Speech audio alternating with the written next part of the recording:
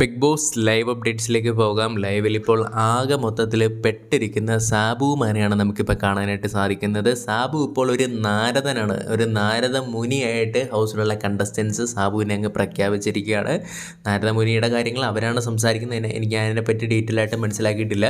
എന്തായാലും ഇവിടെ പറയുന്ന കാര്യങ്ങൾ അവിടെ പോയി പറയും, അല്ലെങ്കിൽ അനുമോളെയൊക്കെ എനിക്ക് തകർക്കണം എന്നുള്ള രീതിയിൽ ഇവിടെ അക്ബറിൻ്റെ അടുത്തും അതേപോലെ തന്നെ നെവിൻ്റെ അടുത്തും വന്ന് ഈ ഒരു നാരദൻ വന്ന് സംസാരിച്ചിട്ടുണ്ടായിരുന്നു എന്നുള്ള രീതിയിലാണ് പറയുന്നത്.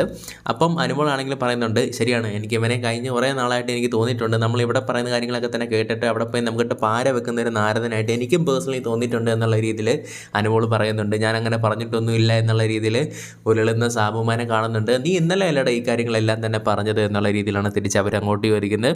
എന്നിട്ട് അനു പറയുന്നുണ്ട്, എന്ത് വന്നാലും ലാലേട്ടൻ വരുന്ന സമയത്ത് ലാലേട്ടാ ലാലേട്ട എന്ത് ചെയ്യാനാണ് ലാലേട്ടാ ഓഹോ എന്നുള്ള രീതിയിലുള്ള അഭിനയമാണ് സാബുമാൻ കാഴ്ചവെച്ചുകൊണ്ടിരിക്കുന്നത്.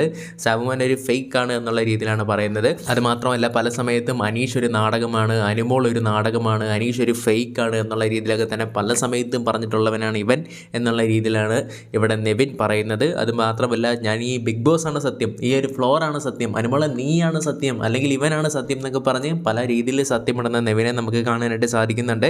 എന്തായാലും അനുമോൾ തിരിച്ച് പറയുന്നുണ്ട്, അതൊക്കെ ഒക്കെ തന്നെയാണ് എനിക്ക് മനസ്സിലായത്, പക്ഷേങ്കിൽ നീ എൻ്റെ ദേഹത്ത് വെള്ളം കോരി ഒഴിച്ചതും എൻ്റെ പുറകെ നടന്ന് ഊതിയതും എന്നെ വൃത്തികെട്ടവളെന്ന് വിളിച്ചതും ഇതൊന്നും ഞാൻ പുറത്ത് പോയി കഴിഞ്ഞാലും ഞാൻ നിന്നോട് മറക്കില്ല എന്നുള്ള രീതിയിൽ പറയുന്നുണ്ട്.